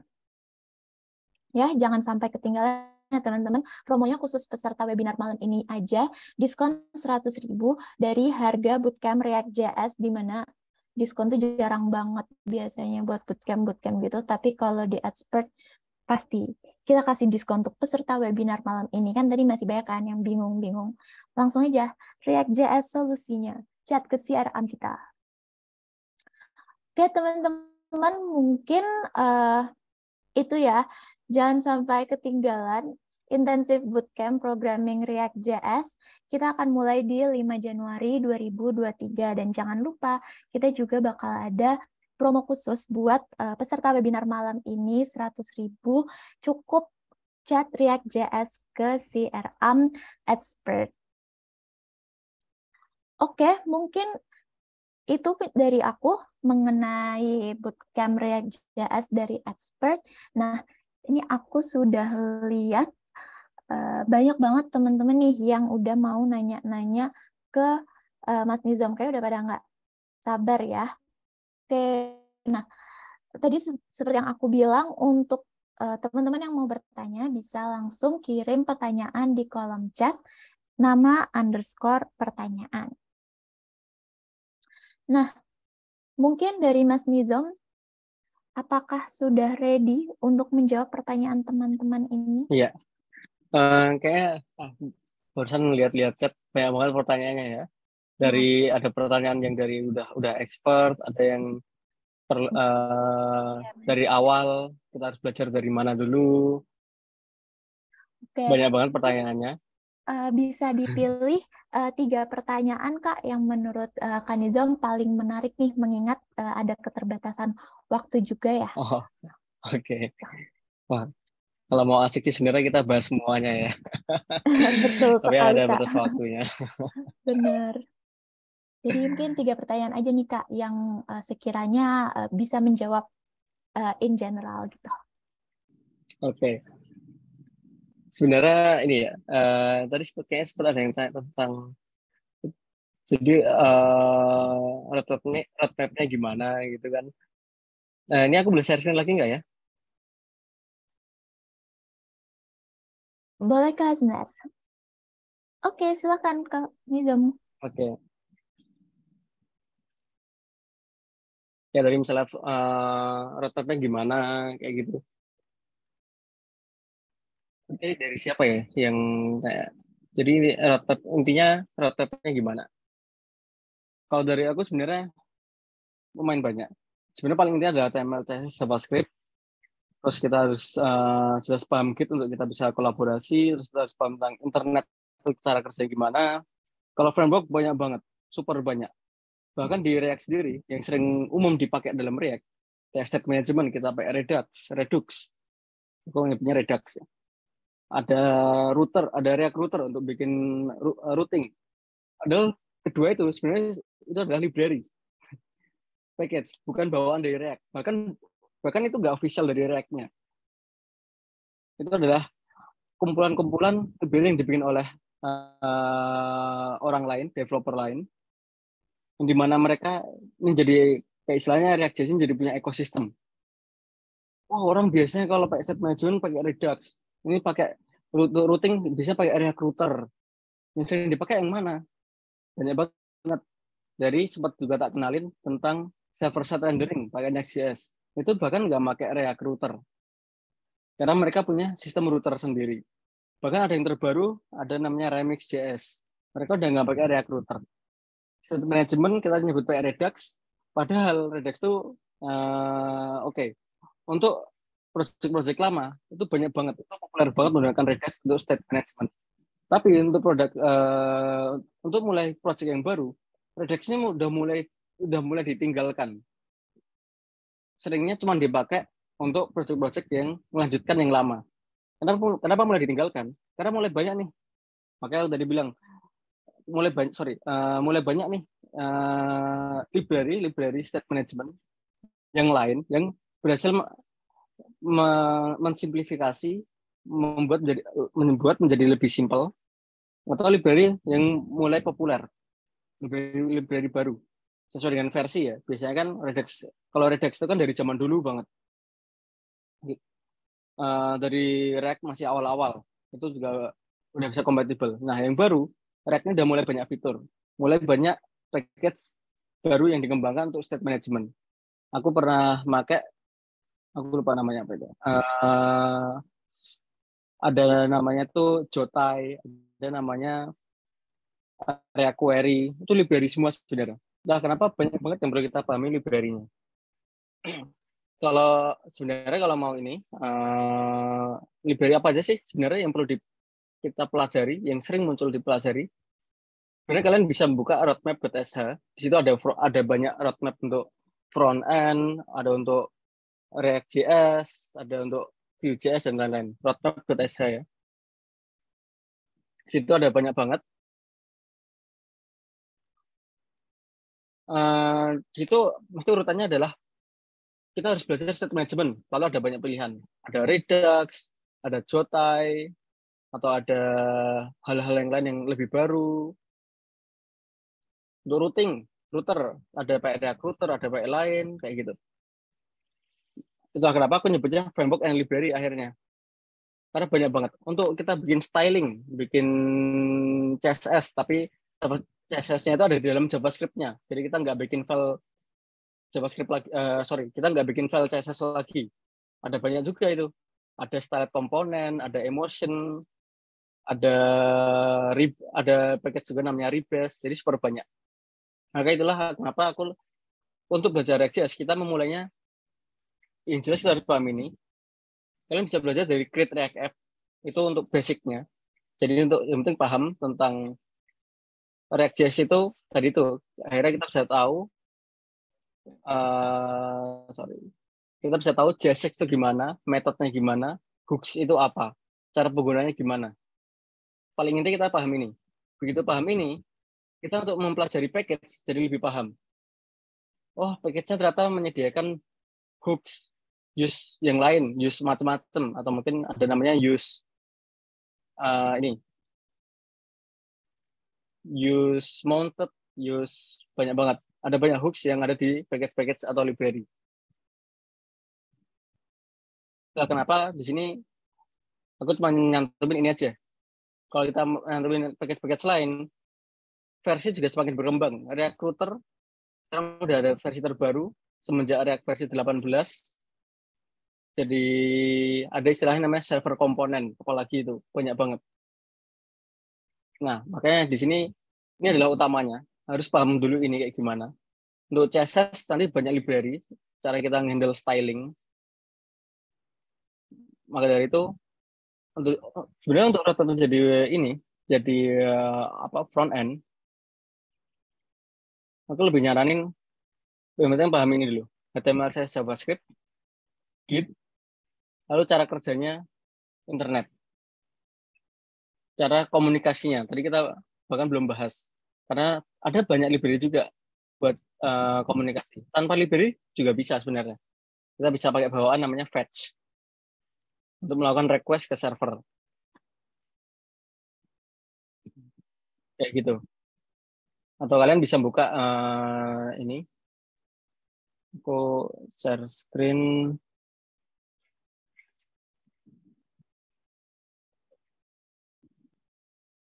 Wah, ini. Roadmap.s. Nih, kalau kita mau membahas roadmap semuanya banyak banget. Tapi kita nggak perlu bahas semuanya dulu, karena kita fokusnya di React.js ya. Jadi makanya di sini utamanya apa tadi? Kita paham internet, paham HTML, CSS, dan JavaScript, baru bisa ya. Di sini ada belajar Git, ini ada web, tapi ini opsional, ya kan? Nanti ya, ini adalah part of JavaScript juga. Sama ada CSS preprocessor, apalagi ini. Gimana cara kita nge-handle styling? Ada yang pakai Sass, ada yang pakai PostCSS, tapi ini opsional. Yang paling penting kita cuma paham NPM-nya aja sekarang. Ini ada cara testing, CSS framework, web komponen. Ini baru front end ya. Kalau React gimana? Nih, fundamentalnya.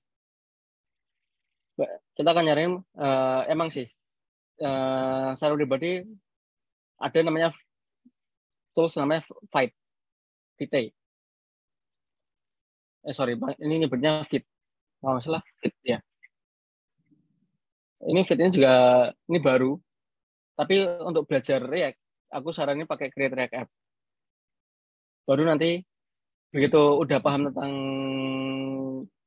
Create React App, kalian bisa ganti-ganti tools. Misalnya, oh aku mau ganti tools pakai Fit aja. Karena Fit ini performanya kalau aku udah pernah nyoba, ini lebih cepat daripada kita pakai ini. Performa ini ya, build-nya lebih cepat, lebih enak pokoknya. Nah, ini semua sebenarnya paket semua nih. Router, ada React Router, SSR, apalagi React Query. Makanya nyebutnya di sini ekosistem. Form, nanti ada package namanya React Hook Form, Formik, ada Final Form, Set Management, nih ada Redux, atau kita pakai styling macam-macam. Belajar mobile, ada React Native. Nah. Tapi kalau kita bicara roadmap, kita belajar ini, aku mau ini kasusnya apa ya? Kalau aku sarannya adalah tadi itu. Cukup dari Create React App, habis itu cobalah untuk bikin sesuatu. Baru ketika kalian bingung cara bikin sesuatu itu gimana, kalian mulai cari solusinya di internet, pasti biasanya dia akan mengarah akhirnya ke package-nya. Seringnya kayak gitu. Misalnya kita untuk tampilan bisa pakai ini gitu. Ini adalah roadmap-nya tadi itu.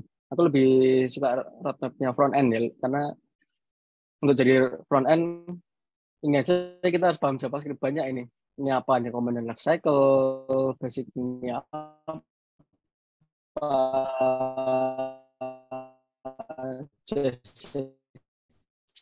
komponen istilah-istilah yang mulai dari front end. Paham HTML, CSS, JavaScript, paham gimana internet, paham Git, lalu mulai kita masuk ke Node.js-nya. Kita paham tentang package manager. Kayak gitu. Itu untuk tadi itu pertanyaan udah mulai tenggelam sih. Tentang gimana sih tentang apa tadi? Uh,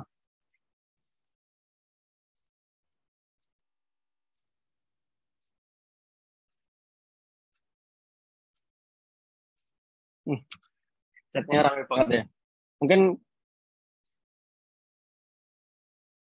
Mungkin dari Esor bisa nunjuk lagi aja. Kalau tadi ini pertanyaan tentang roadmap front end ya. Kalian bisa lihat ini aja.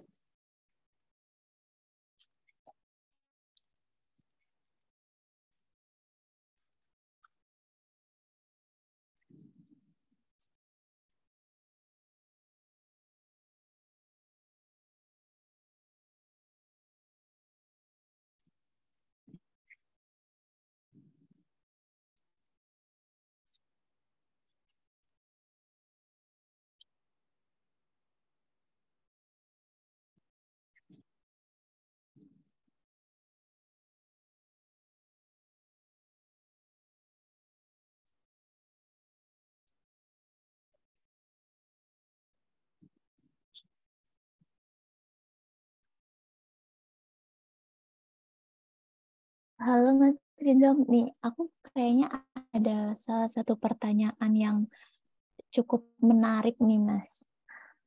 Tadi dari Mas Fajri, katanya dia penasaran nih, apakah ada tips buat clean arsitektur di React, kayak struktur directory dan lain-lain yang bisa scalable gitu. Mungkin bisa dibantu.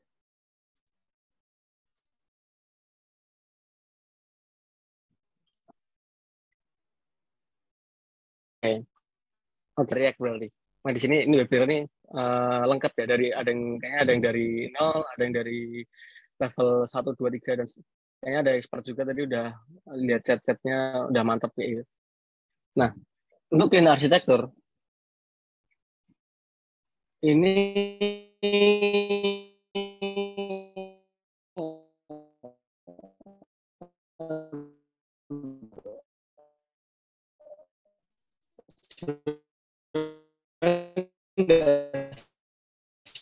spesifik untuk React. Terus apa? Untuk clean code itu sebenarnya nggak harus ini ya, nggak harus spesifik framework. Tapi kalau dari aku sendiri untuk membuat clean code itu intinya cuma satu, penamaan. Nama variabel harus cukup menjelaskan. Nama variabel cukup menjelaskan. Kayak tadi misalnya, nama komponennya harus menjelaskan. Ini tuh komponen apa? Profile, komponen say hi, komponen about. About ya berarti harus menjelaskan about. Atau mungkin istilahnya penyebutnya salah satu dari prinsip ini ya, solid single solid itu kan banyak. Itu biasanya prinsipnya OOP sih untuk bahasa pemrograman yang OOP. Ada salah satunya S, single responsibility pattern. Jadi sebuah komponen namanya apa, udah jelas dia responsibility-nya cuma single. Kayak contohnya tadi aku komponen about, responsibility-nya ya udah nampilin about. Terus aku tadi bikin fungsi namanya change name. Responsibility-nya ya change name. Jangan sampai di dalamnya ada macam-macam. Jadi aku misalnya tadi kayak nambahin apa alert kalau kosong harus di dalam change name. Kan berarti ada dua responsibility tuh. Ngubah variable name sama masang alert. Kadang ini bakal jadi bingung. Berarti bukan change name berarti. Berarti kayak ini kita perlu ubah namanya. Kayak misalnya validate name. Ya kan? Kayak gitu. Lebih ke penamaan. Gimana cara kita bikin clean. Terus format. Tadi kan ada penamaan. Format penulisan. Itu kalau bisa harus konsisten. Maka aku akan nyarankan nanti udah nggak pakai JavaScript, tapi pakai TypeScript untuk bisa lebih clean. Menggunakan TypeScript, gunanya apa? Untuk meminimalisir kesalahan codingan kita ketika lagi jalan. Jadi kita udah bisa nemu nih tipe datanya sesuai apa, udah harus konsisten. Struktur datanya konsisten, penamaan variabel konsisten, terus format, anggaplah CS, untuk format CSS saja. Kalau bisa juga konsisten. Ya, salah satunya. Kalau folder, nah folder harus menjelaskan. Tadi aku misalnya namanya komponen. Komponen berarti dia isinya adalah komponen. Style berarti dia adalah isinya untuk styling. Ada misalnya aku bisa pasang CSS, aku bisa pasang file .scss kalau kita pakai CSS jenis CSS yang lain. Istilahnya ini CSS preprocessor. atau mungkin aku pakai post CSS. Nah, untuk styling akan aku masukkan di folder styles. Penamaan juga harus jelas, ini buat apa, nama filenya atau nama foldernya. Jadi intinya clean code kayak gitu. Kalau misalnya kita, sama satu lagi sebenarnya yang untuk belajar clean code kayak gimana, sering latihan sama sering nyoba ngintip project-projectnya orang lain di GitHub. Biasanya mereka akan ada folder SRC, ada folder komponen, aset, terus dalam folder komponen ada isinya gimana, atau mungkin satu belajar untuk clean code tadi adalah dia lebih berbanyak latihan, menonton, melihat orang coding. Itu salah satu cara belajar clean code-nya. Tapi intinya kalau aku paling sarankan adalah tadi ya, kita urutkan saja penamaan, terus penamaan yang harus jelas, yang gimana itu tuh single responsibility pattern, jadi harus single responsible. Kita tahu nama ini tuh responsible-nya ngapain. Jadi jangan sampai kita bikin fungsi tapi yang responsible-nya macam-macam. Itu akan bikin kita lebih susah untuk debugging, untuk clean code juga kita nggak bisa misah-misah. Aku cuma pengen fungsi ini, mau aku pakai lagi di tempat lain. Makanya kita harus akhirnya kita pisah, kita dekomposisi, kita pisah satu persatu jadi fungsi sendiri-sendiri, biar bisa menghasilkan fungsi atau file atau komponen yang bisa nerapin single responsibility pattern tadi itu. Satu fungsi, satu variabel untuk satu hal. Itu satu hal yang menurutku penting banget. Format harus konsisten. Lalu kalau untuk membiasakan nama folder biasanya apa itu lebih sering latihan dan sering latihan sih sebenarnya cukup sih. Sering latihan aja nanti bakal nemu. Aduh kayaknya enaknya nama foldernya ini. Aduh kayaknya nama ininya paling enak ini. Kayak gitu. Jadi clean code kayak gitu aja. Dan satu lagi, ada beberapa, ini sebenarnya satu pengalaman pribadi ya. Karena aku pengen banget codinganku clean, akhirnya projectnya jadi molor, kelamaan. Nah, aku ada tips lagi dalam mengerjakan sebuah project. Itu yang pertama, paling penting, prioritas utama adalah yang penting jalan. Make it work. Pertama itu, make it work, penting jalan. Yang penting kita bisa deliver, make it work. Habis itu make it right, baru kita benerin.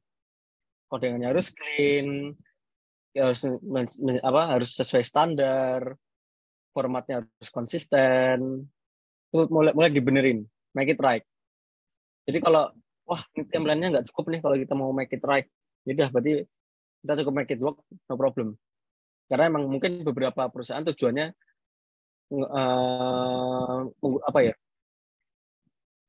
mereka lagi perlunya tuh make it work dulu. Kita akan menganggap make it right-nya itu sebagai technical debt.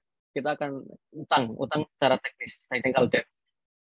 Setelah make it right, ada lagi make it fast, melakukan optimasi. Jadi jangan sampai karena keinginan clean code, project kita jadi nggak selesai, molor, tambah bingung, kayak gitu. Ada istilah lain namanya, jangan sampai kita melakukan over abstraction, terlalu berlebihan dalam melakukan mengabstraksi. Wah ini codingannya mungkin bisa dipakai, mungkin nanti bisa dipakai lagi nih, bisa di reuse nih, bisa digunakan lagi. Aku bisa padahal belum tentu dipakai. Nah, jangan terlalu cepat untuk melakukan abstraksi kayak gitu. Sambil jalan kita bisa sambil melakukan clean code codingan kita.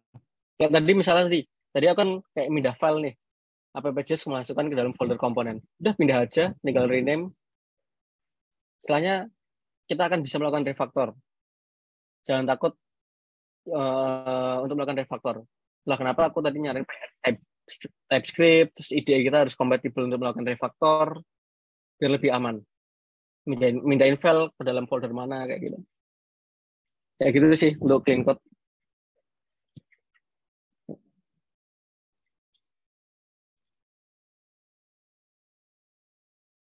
Wah, oke. Terima kasih banyak nih Mas Nizam, sangat insightful banget dan yang pasti sangat berguna banget nih buat teman-teman, baik yang nanya maupun nggak yang nanya. Tapi mohon maaf sekali teman-teman, karena ada keterbatasan waktu, jadi kita tidak bisa nih untuk membahas lebih dari 3 pertanyaan, malah tadi cuma 2 pertanyaan ya baru terjawab. Nah, jadi mungkin teman-teman yang masih mau tanya-tanya, bisa banget ikut bootcamp. Bentar, share screen-nya agak telat. Nah, buat teman-teman yang masih penasaran terkait React.js atau mungkin ada yang mau tanya-tanya lagi, bisa banget ikut intensif bootcamp dari Expert terkait programming React.js. Nah, kurikulumnya apa aja yang bakal dipelajari, tadi sudah aku sebutkan, tapi ada lagi yang paling penting adalah akan ada project membuat website toko online. Menarik banget nggak sih? Siapa tahu bisa menyaingi yang ijo-ijo atau yang oren-oren. Tidak ada yang tahu kan? Nah, jadi buat teman-teman bisa banget kalau misalkan tertarik buat ikut intensif bootcamp ini, bisa langsung chat React.js ke CRM Expert kita, dan harus diingat bakal ada diskon 100.000 untuk peserta webinar malam ini. Jadi eksklusif buat peserta webinar malam ini bakal dapat diskon 100.000, chat React.js ke admin WA Group Expert. Dan langsung ikut tuh bootcamp React.js dengan project membuat website toko online. Ya, semoga bisa mengalahkan ya. Mau yang biru-biru ada, yang oranye juga ada, yang hijau ada, banyak warnanya. Mungkin bisa buat warna ungu gitu.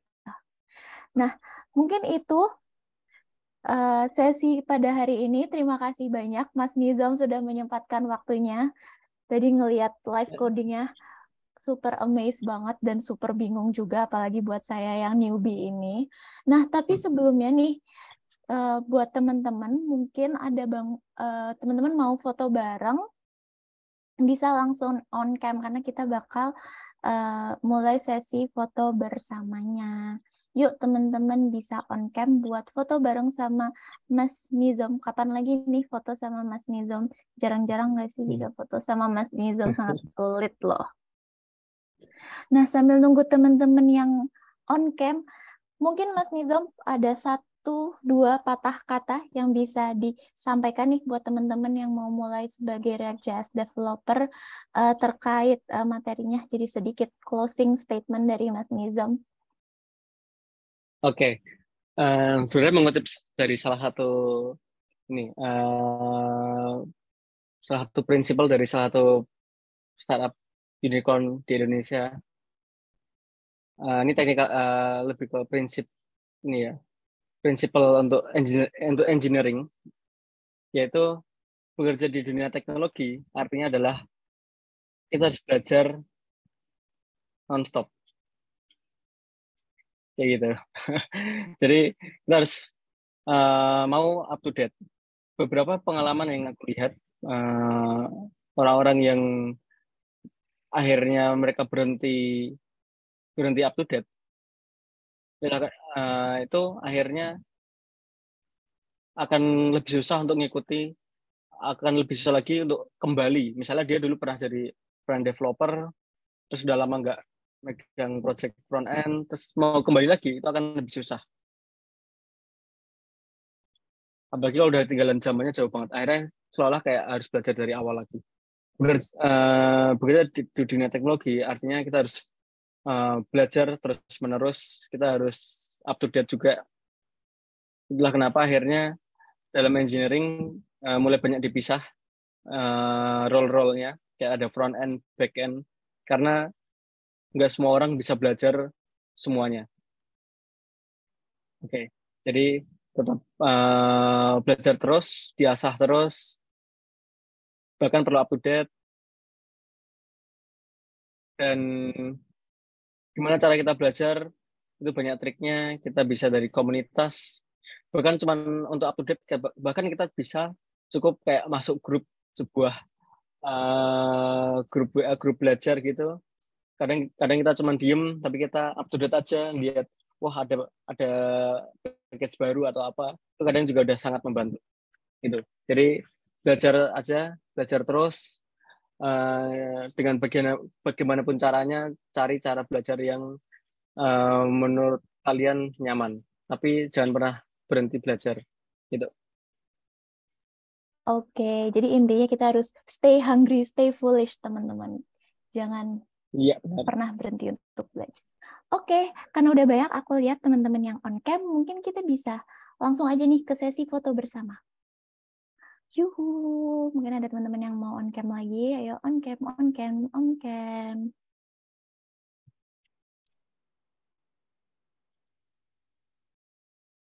Oke, mungkin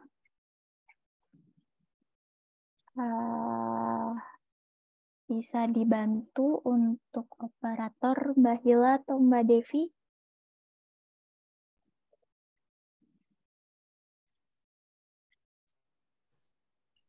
Siap. Oke, kita foto ya, Kak. 1, 2, 3. Oke, sekali lagi. Gaya bebas. 1, 2, 3. Oke, sekali lagi lebih ceria. 1, 2, 3. Yeay.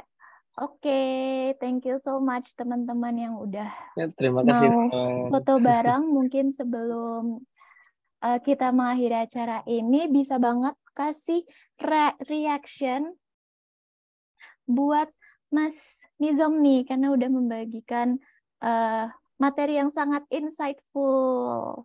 Yeay, aku juga mau kasih love Mas Nizam, love teman-teman semuanya. Thank you for being such a pleasant guest for today's session. Yeay. Ya, terima kasih teman-teman. Nah, sama Mas Nizam. Oke, terima kasih juga untuk teman-teman semuanya. Jangan lupa untuk isi presensi ya, tadi udah sempat di-share, dan kalau misalkan mau meninggalkan Zoom, sangat dipersilahkan. Thank you so much teman-teman. See you di Bootcamp React.js.